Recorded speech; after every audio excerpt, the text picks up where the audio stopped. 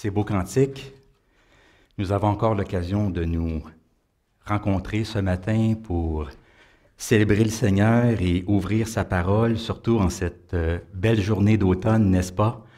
Nous avons vraiment une belle fin de semaine, donc chaque saison a sa beauté. Moi, j'aime beaucoup l'automne et cette semaine, j'ai pu faire quelques travaux à l'extérieur, alors ça fait partie de mes saisons préférées. Donc, j'espère que vous avez pu profiter aussi de la belle température que nous avons eue. Ce matin, je poursuis notre série de prédications que nous avons débutée il y a quelques temps de cela déjà. Série qui s'intitule « L'Église que Jésus voulait ». L'Église que Jésus voulait. Et voilà.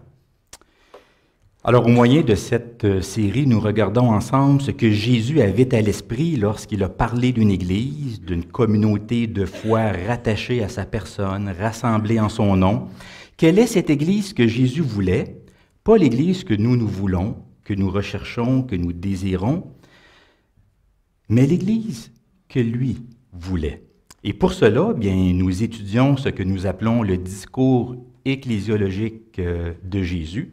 On pourrait l'appeler tout simplement le discours communautaire, donc un discours en lien avec l'Église, avec la communauté chrétienne, et que nous retrouvons dans l'Évangile de Matthieu au chapitre 18. C'est un discours où Jésus instruit ses disciples sur la manière de vivre ensemble entre communautés.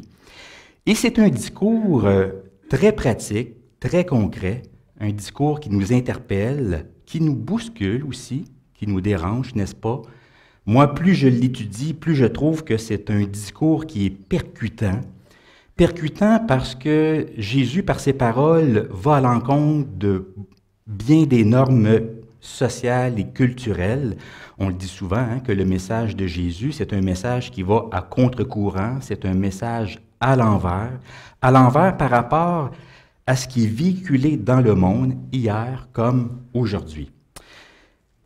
Alors Jésus, dans ce discours-là, nous montre ce qui est important pour lui.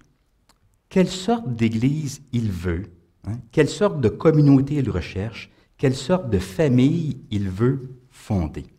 Alors il nous présente plusieurs qualités qu'il souhaite voir se manifester dans son Église, des qualités qui sont mentionnées l'une à la suite de l'autre, ici, par Matthieu, des qualités qui s'emboîtent les unes dans les autres, elles s'intègrent les unes dans les autres, à tel point qu'il est difficile parfois de bien les démarquer, mais elles sont présentes dans ce passage-là, et à force de les étudier, on peut découper, on peut déceler plusieurs qualités dont Jésus nous parle.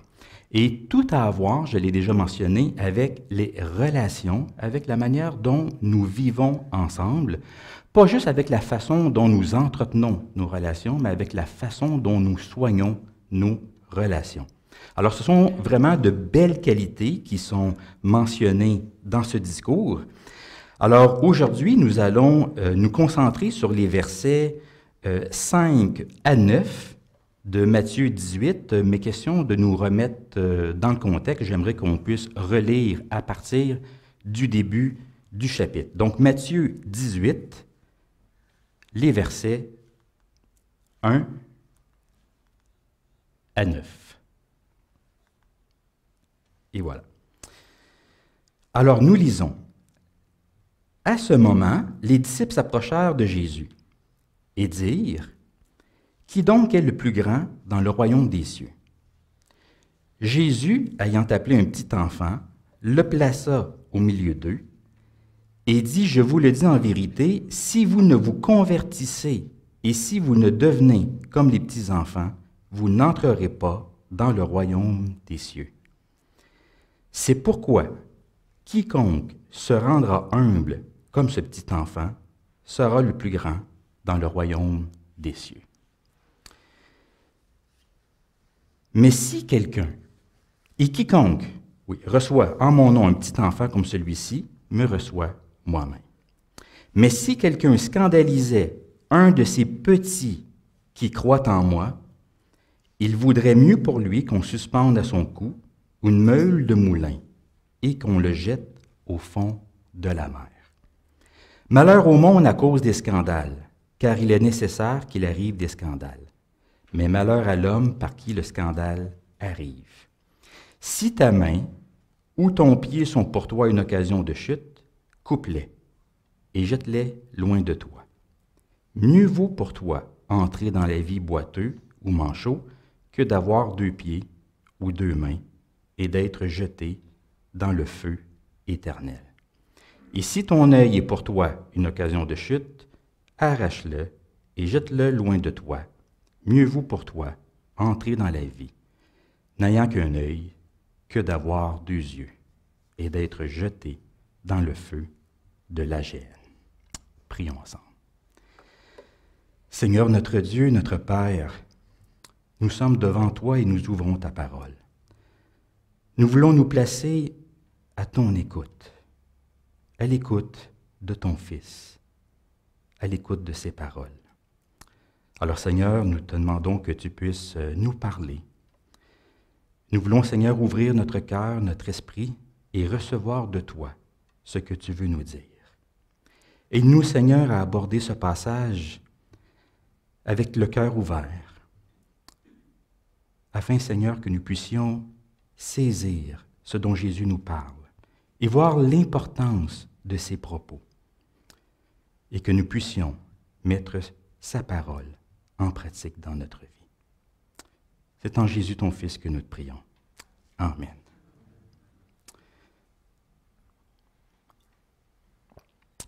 Alors, la première qualité que Jésus mentionne dans ce discours, nous l'avons vu, c'est l'humilité. Une qualité qui est même indispensable pour entrer dans le royaume de Dieu. Rien de moins. Jésus nous demande de nous identifier aux enfants. Pas d'avoir des comportements enfantins, mais d'adopter le statut d'un enfant. Donc se reconnaître petit, vulnérable, dépendant à l'égard de Dieu. Reconnaître que nous n'avons rien à faire valoir devant lui, que nous sommes sans ressources, que nous avons besoin de sa grâce et de son pardon.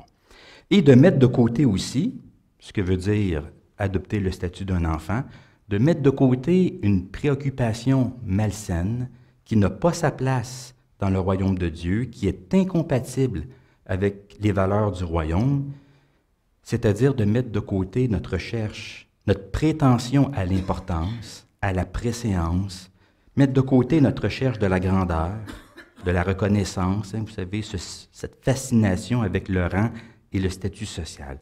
Jésus nous demande de changer de mentalité, de changer de cœur, de mettre de côté cette préoccupation. Après l'humilité vient l'accueil.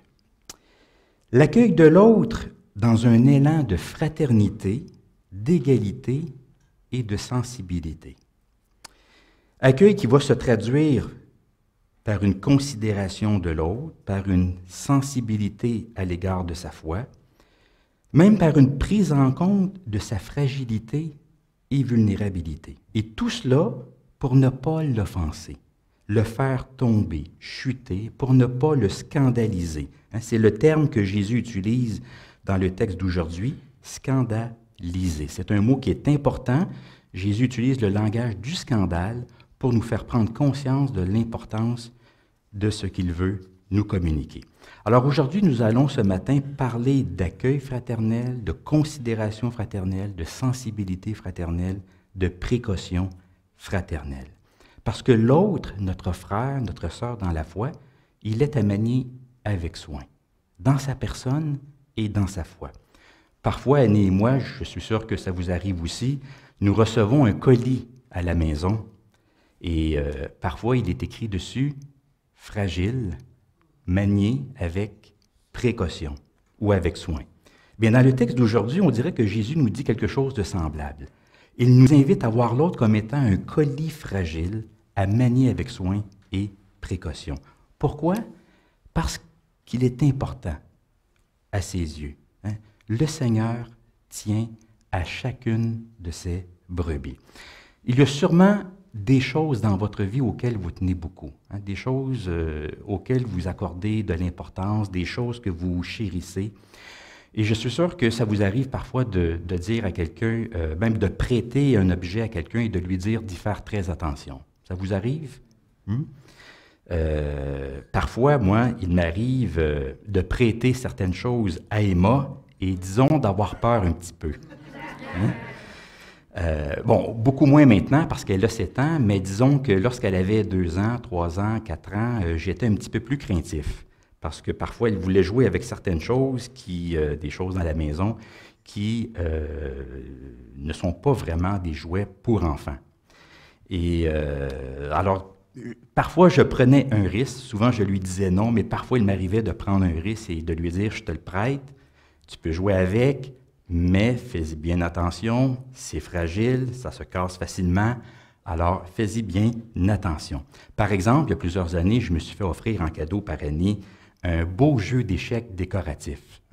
Bon, c'est un jeu avec lequel on peut jouer une partie d'échecs, mais c'est surtout un jeu décoratif. Et c'est les soldats britanniques, les soldats français, Napoléon, Wellington. Hein, c'est une reconstitution un petit peu de la bataille de Waterloo. Alors, c'est vraiment une belle pièce, un beau jeu d'échecs. Et j'aime jouer aux échecs. Et puis, bon, je ne suis pas aussi bon que Maurice et Germain. Hein, ce sont deux excellents joueurs d'échecs dans l'Église. Mais bon, il m'arrive de jouer aux échecs. J'aime beaucoup ça. Et donc, Annie m'a fait part de ce beau cadeau. Et c'était sur une table dans le salon ou dans le sous-sol. Là, maintenant, c'est dans mon bureau. Hein, ça bouge un petit peu. Et puis, un moment donné, bon, Emma, elle voyait ce jeu d'échecs qui était toujours là devant elle. Grosse tentation pour elle. Et puis, elle me demandait souvent de pouvoir jouer avec ce jeu-là. Et souvent, je lui disais non. Mais éventuellement, j'ai fini par lui dire oui, mais je lui ai dit, fais bien attention parce que ce sont des pièces très fragiles. Puis finalement, bien, beaucoup de soldats britanniques et français ont eu la tête coupée. Mais bon, je les ai recollés avec de la colle Crazy Glue, donc tout est correct, tout est beau. Mais tout ça pour dire hein, qu'on a parfois des choses auxquelles on tient beaucoup, puis on dit aux autres d'y faire bien attention.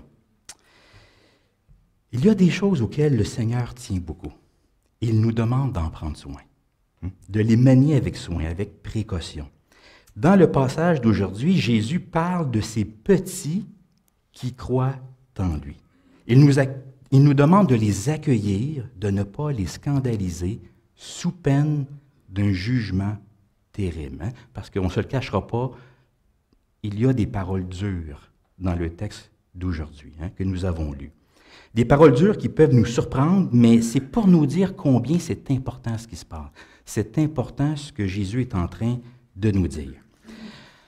De qui Jésus parle-t-il exactement? En fait, ce passage suscite plusieurs questions, 3 grandes questions en particulier. D'abord, qui sont ces petits qui croient en lui? De qui Jésus parle-t-il exactement? Ensuite, que veut dire Jésus par ne pas les scandaliser? Qu'est-ce qu'il entend par là? Et finalement, comment éviter les scandales? Quelles mesures, parce qu'il est question de ça aussi, quelles mesures Jésus nous demande-t-il de prendre pour éviter nous-mêmes d'être un scandale, pour ne pas occasionner notre propre chute et la chute des autres autour de nous? Alors, commençons par la première question. Qui sont ces petits qui croient en Jésus? Vous aimez les choix de réponse? Voici quelques choix de réponse. Alors, Jésus parle-t-il des enfants comme tels, hein, dans le sens littéral du terme, c'est-à-dire des 12 ans et moins, ces êtres qui, oui, sont dépendants de nous, de leurs parents? B. Jésus parle-t-il des jeunes dans la foi, des nouveaux convertis, des croyants dont la foi n'est pas encore bien affirmée, qui demeurent fragiles sur le plan spirituel? Hein? Certaines personnes ont dit oui à Jésus-Christ, mais dont le choix de le suivre n'est pas encore bien enraciné. C. Jésus parle-t-il de disciples, de croyants qui sont perçus comme étant moins importants socialement, qui n'ont pas de statut enviable dans la société et que l'on tend à négliger, à mépriser, à regarder de haut? D. Jésus parle-t-il simplement des disciples en général, de tous les disciples qui sont devenus comme des petits-enfants, qui se sont abaissés, qui ont reconnu leur petitesse devant Dieu, leur dépendance de lui, ou eux, toutes ces réponses. Oui, faut-il vraiment trancher, hein? Départager, découper les choses avec autant de précision? Il y a quelque chose de vrai dans toutes ces propositions. Il y a au moins deux choses qui me semblent importantes ici de mentionner. D'abord, je pense que Jésus ne se limite pas aux enfants. Je pense que cette expression, ces petits qui croient, englobe un plus grand nombre de personnes. L'expression inclut les enfants, oui, dans le sens littéral du terme, mais les dépasse aussi pour désigner également les disciples de Jésus, c'est-à-dire les disciples adultes, les disciples de tout âge, qui se sont identifiés au statut des enfants et qui donc se sont abaissés devant Dieu. C'est vrai qu'à première vue, on a tendance à penser que Jésus parle seulement des enfants, des 12 ans et moins, parce que, après tout, Jésus vient de prendre un petit enfant et de le mettre au milieu de ses disciples. Alors, il semble naturel de penser que Jésus poursuit dans ce sens-là, hein, qu'il continue de parler des petits-enfants littéralement.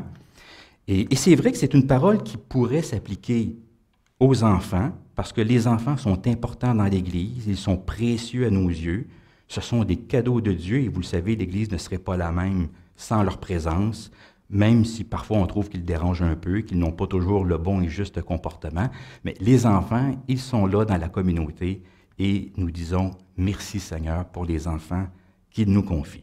Mais quand on lit la suite du texte, on voit que les choses s'élargissent un peu, hein, que la pensée de Jésus se généralise pour parler des membres de la communauté et en particulier de ses disciples en contexte de fragilité et de vulnérabilité. Il n'est pas juste question des enfants, mais des petits-enfants, hein, du moindre de ses disciples. Pour comprendre aussi le sens de cette expression, il faut tenir compte de l'évangile de Matthieu, et c'est une expression, il faut tenir compte des textes parallèles, hein. Il y a d'autres passages où l'expression « ces petits qui croient » reviennent également. Et lorsqu'on veut donc comprendre ce dont il est question ici, il est toujours bon d'aller voir ce que disent les textes parallèles, ce qu'on appelle le contexte littéraire. Vous savez, lorsqu'on fait de l'interprétation biblique, il y a deux grands principes qu'il faut respecter. C'est le contexte historique, hein, on replace les textes dans leur contexte de l'époque, et le contexte littéraire. Littéraire, c'est-à-dire qu'on tient compte de ce qui est dit avant et après. Donc, il faut tenir compte de ce qui est enseigné dans l'ensemble de l'évangile de Matthieu, dans le cas qui nous préoccupe ici. Par exemple, dans Matthieu, au chapitre 10, le verset 42, Jésus dit « Si quelqu'un donne à boire, ne serait-ce qu'un verre d'eau froide à l'un de ses petits, parce qu'il est mon disciple, je vous le dis en vérité, il ne perdra point sa récompense. » Alors, vous voyez ici, Jésus parle de ses disciples, donc des disciples adultes, qu'il qualifie de petits. Il ne parle pas des enfants comme tels, mais de ses disciples. Le passage apparaît dans un contexte missionnaire. Alors, ceux qui proclament l'Évangile et qui parfois sont dans une situation de besoin, et si on leur donne un verre d'eau froide à l'un de ces petits qui est mon disciple, Jésus dit qu'il ne perdra point sa récompense. Aussi, dans Matthieu, chapitre 25, au verset 40, Jésus dit « Toutes les fois que vous avez fait ces choses à l'un de ces plus petits de mes frères, c'est à moi que vous les avez faites. » Quelle chose? Bien, donner à manger, à boire, visiter, recueillir, vêtir. Et à qui les a-t-on faites? À l'un de ces plus petits de mes frères. Il est question ici des disciples de Jésus qui se retrouvent en situation de besoin. Il n'est pas nécessairement question ici des pauvres du monde, mais des disciples de Jésus qui sont en situation de besoin. Bien sûr, on peut appliquer ce passage-là aussi de façon plus large, de façon plus générale. La charité chrétienne ne se limite pas qu'aux disciples de Jésus, mais dans le contexte de Matthieu 25, il est question des disciples de Jésus qui se retrouvent en situation de besoin et auxquels on vient en aide. Donc, cette expression-là, hein, ces petits qui croient en moi, ça désigne dans Matthieu beaucoup plus que les enfants. Ce sont les disciples adultes de Jésus, en fait les disciples de tout âge, qui se retrouvent souvent en contexte de fragilité et de vulnérabilité. Vulnérabilité variable, de différentes natures. Cette vulnérabilité, elle peut être spirituelle, parce que oui, il y a des gens dans la communauté qui sont nouveaux dans la foi, dont la foi n'est pas encore bien affirmée. Il y a des croyants qui sont plus vulnérables aux pressions sociales, qui sont plus enclins à délaisser la foi face aux difficultés de la vie. Cette vulnérabilité, elle peut être sociale aussi, socio-économique. Il y a des gens qui parfois subissent des durs coups dans la vie, qui sont dans un état de fragilité économique, qui ne disposent pas de moyens importants, qui ne sont pas toujours valorisés socialement. Et même cette vulnérabilité, je pense qu'elle peut être aussi psychologique. Il y a des moments dans la vie où on se sent plus fragile, plus vulnérable. La maladie, par exemple, ou même juste la vie tout court avec ses nombreuses épreuves, ça peut fragiliser notre être, notre personne, notre confiance, notre estime. Vous savez, les durs coups dans la vie, ça peut fragiliser le plus solide des hommes et la plus forte et la plus confiante des femmes. Que ce soit sur le plan spirituel, social, psychologique, on peut tous se retrouver à un moment ou l'autre dans notre vie, dans un état de fragilité et de vulnérabilité. Alors, lorsqu'on lit un passage comme celui-ci, il ne faut pas chercher dans la communauté qui est grand et qui est petit. Ce sont des termes auxquels on peut tous s'identifier d'une façon ou d'une autre. À un moment donné ou l'autre dans notre vie, on peut se retrouver en situation de besoin, dans un état de fragilité ou de vulnérabilité. Jésus nous demande de ne pas... Enfin, oui, la deuxième chose, c'est vrai qui est importante et qui me semble très claire dans ce texte, c'est que Jésus les aime et s'identifie à eux. Jésus se solidarise avec eux. Juste au verset 5, auparavant, il a dit « Quiconque reçoit en mon nom un petit enfant comme celui-ci, me reçoit moi-même. » Jésus est en train de dire que lorsqu'on reçoit un petit enfant, bien, c'est le recevoir lui, et l'accueil d'un petit enfant devient le symbole de l'accueil de tout disciple qui s'identifie au statut des enfants. Donc, les recevoir, c'est recevoir Jésus lui-même, et l'inverse est aussi vrai aussi, les rejeter, les ignorer, c'est rejeter et ignorer Jésus. Encore une fois, un peu plus tôt, dans Matthieu, le chapitre 10, au verset 40, Jésus dit ceci, « Celui qui vous reçoit, en parlant de ses disciples, celui qui vous reçoit, me reçoit, et celui qui me reçoit, reçoit celui qui m'a envoyé. » Il y a trois personnes ici, les disciples, Jésus et le Père. Recevoir un disciple, surtout en situation de besoin, c'est recevoir Jésus, et recevoir Jésus, c'est recevoir le Père. Entre le disciple, Jésus et le Père, il y a un lien très étroit, il y a comme une chaîne de solidarité. Il y a quelque chose qui les unit ensemble. Alors Jésus nous demande de ne pas scandaliser ces petits qui croient, donc tout disciple de Jésus, de tout âge, qui se retrouve parfois en situation de fragilité, de vulnérabilité, parce que Jésus se solidarise avec eux. Il est sensible à leur état de besoin, de fragilité et de vulnérabilité. Maintenant, qu'est-ce que ça veut dire ne pas scandaliser les petits? Comme je l'ai mentionné, c'est un mot qui est important dans le passage d'aujourd'hui. Jésus utilise le langage du scandale et littéralement, parce que le mot scandaliser peut être pris au sens propre et au sens figuré, littéralement, au sens propre, c'est placer un piège, mettre un obstacle devant quelqu'un pour le faire tomber, pour le faire trébucher.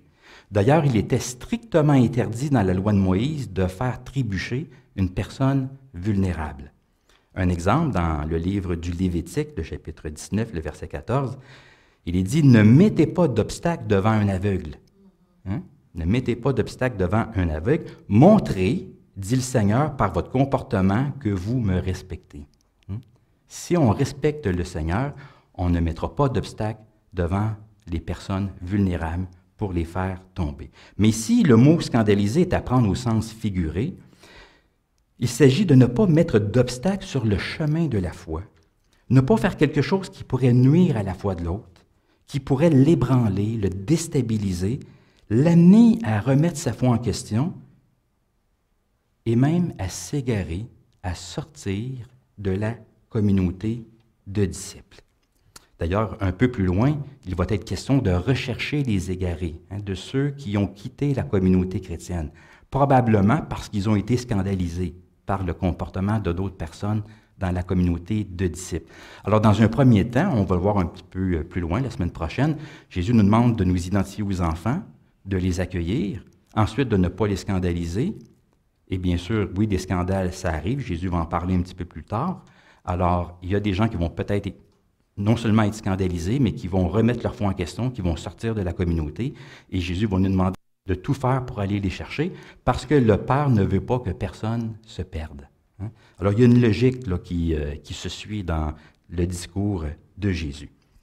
Alors, on se pose la question, bien sûr, comment peut-on scandaliser quelqu'un? C'est quoi le comportement que Jésus nous demande d'éviter ici? Comme je l'ai dit, il faut tenir compte de ce qui est dit avant et de ce qui est dit après. C'est-à-dire, là, on va tenir compte plus du contexte littéraire immédiat.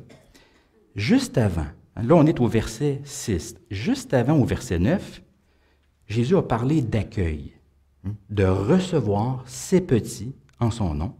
Et un peu plus loin, au verset 10, on ne le retrouve pas ici, mais on va le voir la semaine prochaine. Au verset 10, il est dit « Gardez-vous de mépriser un seul de ces petits. » Alors, dans ce contexte-là, il est fort probable que scandaliser, ce comportement qui heurte, qui blesse, qui détruit la foi de l'autre, c'est l'inverse de l'accueil.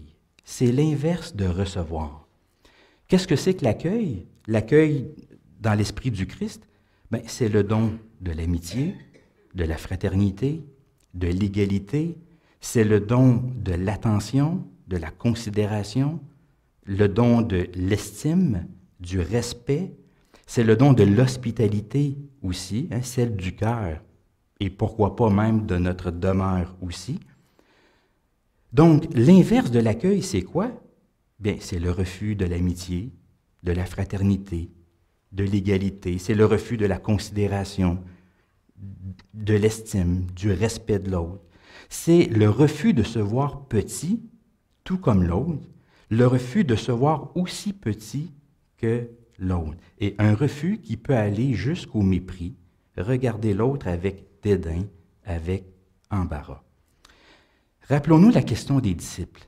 Qui est le plus grand dans le royaume des cieux? Les disciples pensent en termes de hiérarchie. Qui est grand, qui est petit?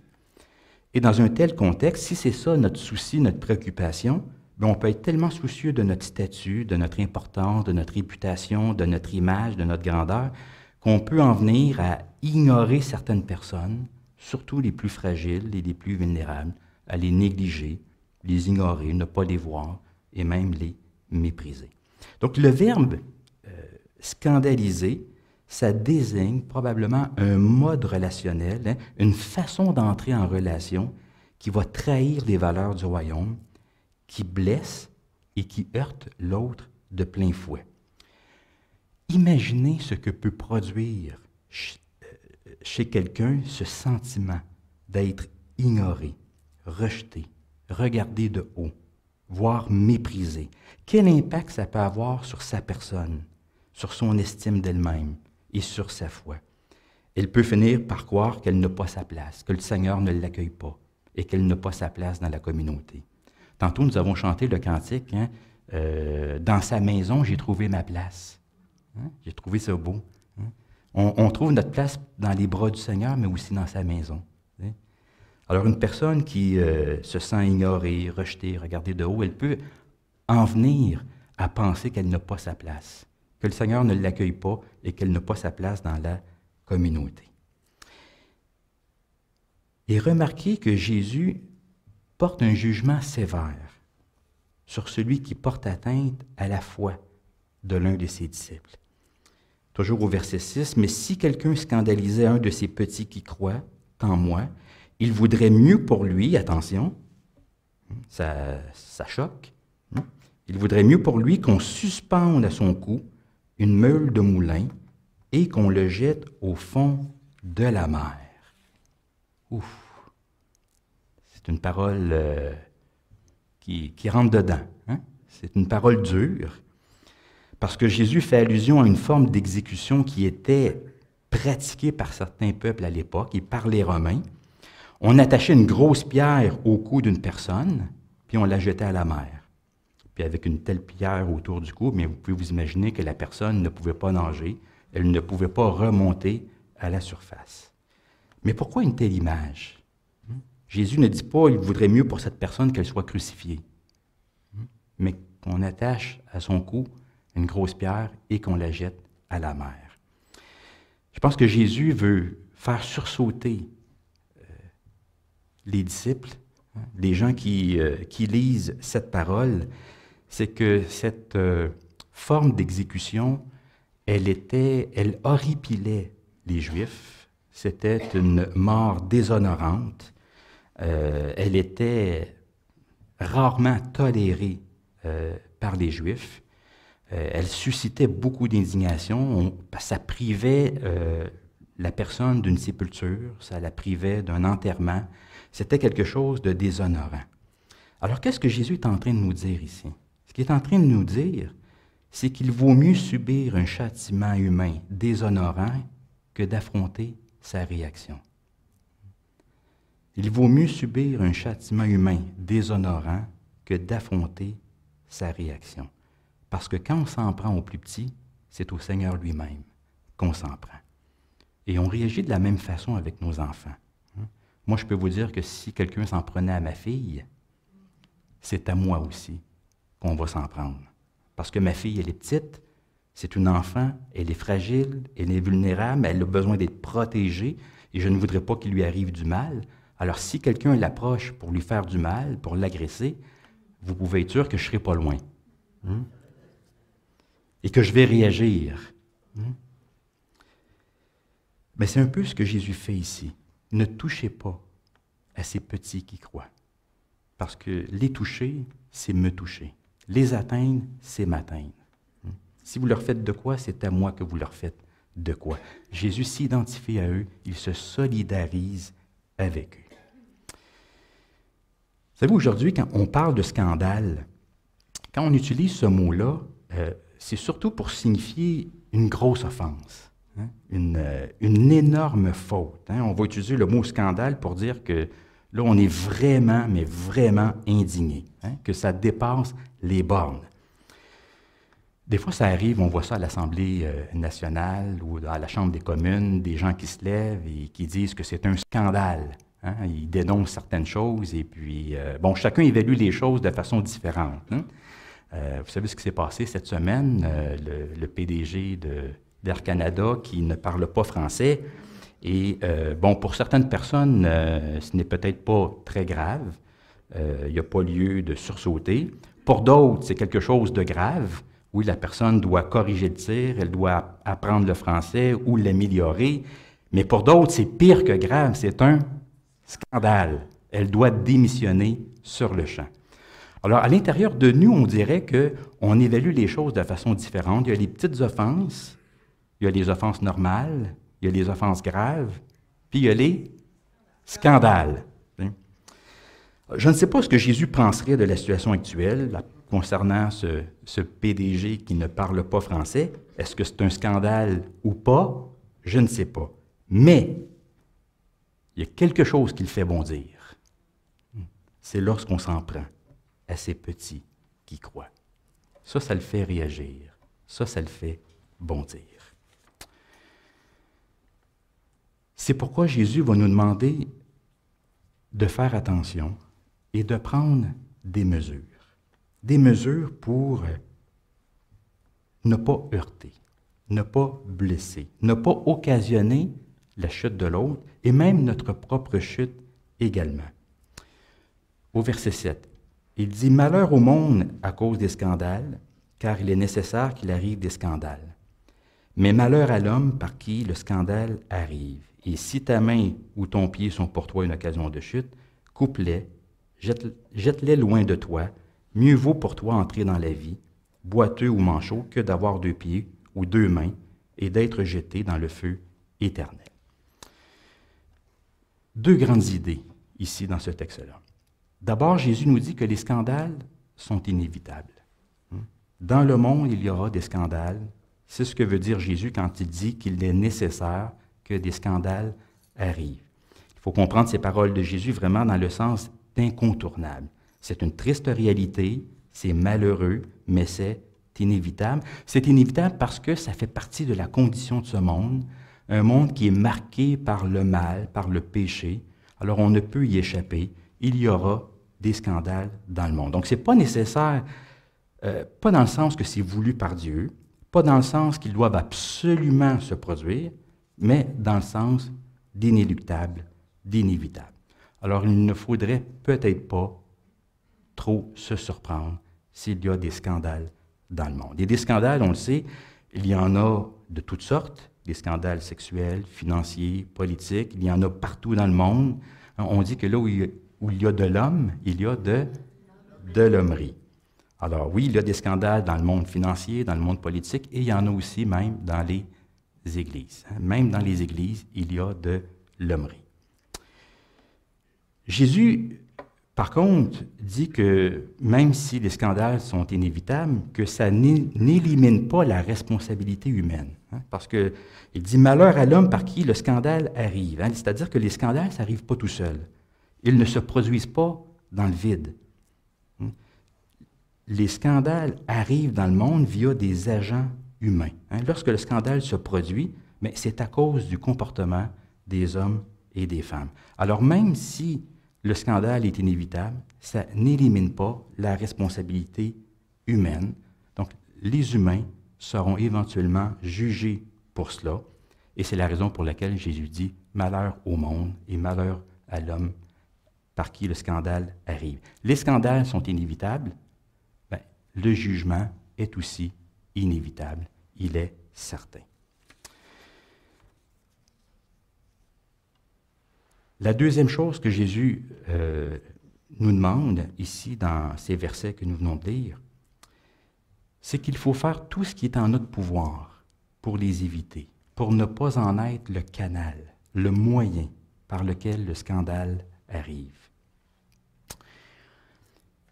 Le langage que Jésus utilise ici, c'est un langage, vous le comprendrez, c'est un langage imagé, et c'est même un langage hyperbolique, hyperbolique dans le sens que c'est une exagération volontaire. Jésus n'est pas en train d'enseigner le mépris du corps, la mutilation, la flagellation. C'est une image qu'il utilise, l'image du corps, pour communiquer une vérité spirituelle. Ce qu'il nous dit, c'est que parfois la lutte contre le mal, la tentation, ça demande des mesures drastiques et radicales. Il faut faire le nécessaire. Parfois, ça nous arrive de dire « quand il faut, il faut ». C'est un peu la même chose ici.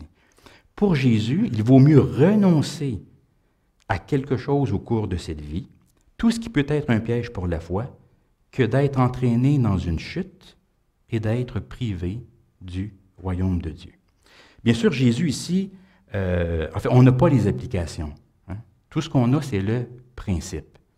Alors, qu'est-ce que ça veut dire concrètement? C'est à chacun d'entre nous de réfléchir à ce qui peut être un piège pour lui. Il n'est pas question ici de juste commettre une faute. Quand on parle de chute ici, c'est quelque chose de plus grave.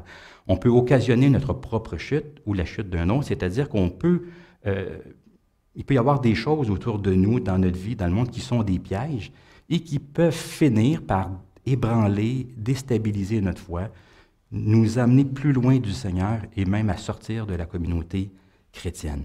Alors le Seigneur nous invite à réfléchir à ce qui peut constituer un piège pour nous et à faire le nécessaire pour que ce piège-là n'occasionne pas notre chute et la chute des autres autour de nous. Donc c'est un langage imagé. un langage hyperbolique, mais pour nous faire réfléchir à ce qui pourrait nous entraîner loin de lui et qui pourrait avoir un impact négatif sur la foi des autres autour de nous. Je termine par quelques points d'application. Je pense que ce passage, bien sûr, nous invite à reconnaître l'importance de l'accueil dans la communauté, qui est de donner de l'attention à l'autre, de la considération, de voir le Christ dans l'autre, parce que l'absence d'un tel accueil, ça peut avoir des répercussions importantes. Donc, le don de la fraternité, de l'égalité, de l'estime, de l'importance, de la sensibilité. Se montrer sensible aussi à la réalité des autres, à leur fragilité et vulnérabilité. Les aider, les secourir, faire preuve de précaution, parce que chacun est précieux aux yeux du Seigneur, et même le moindre de ses disciples. Élargir aussi notre cercle relationnel, aller au-delà des relations habituelles et confortables. Il y a quelqu'un dans l'Église ici qui disait « Resserre tes liens, mais étends tes bras ». Vous savez qui disait ça? Monsieur Mondou. Oui, notre cher Monsieur Mondou disait souvent ça. « Resserre tes liens, mais étends tes bras ». Et aussi vivre d'une manière la plus cohérente possible avec la foi que nous professons. Pas la perfection, bien sûr, ça n'existe pas. Pas la perfection, mais la cohérence, parce que l'enjeu est trop grand. Et si vraiment on veut être concret, rappelez-vous que nous avons dans l'Église mis en place, il y a quelque temps, une équipe d'entraide fraternelle. Il y a plusieurs personnes qui font partie de cette équipe. C'est Daniel et Suzanne qui en sont les coordonnatrices. Et nous avons mis en place cette équipe-là justement pour que l'on puisse mieux répondre aux personnes qui sont en situation de besoin, qui vivent une fragilité, une vulnérabilité, qu'elle soit sociale, économique ou autre. Alors, il y a différents besoins qu'on cherche à répondre en termes de transport, en termes de nourriture, en termes d'aide au déménagement, etc., etc. Alors, je trouve que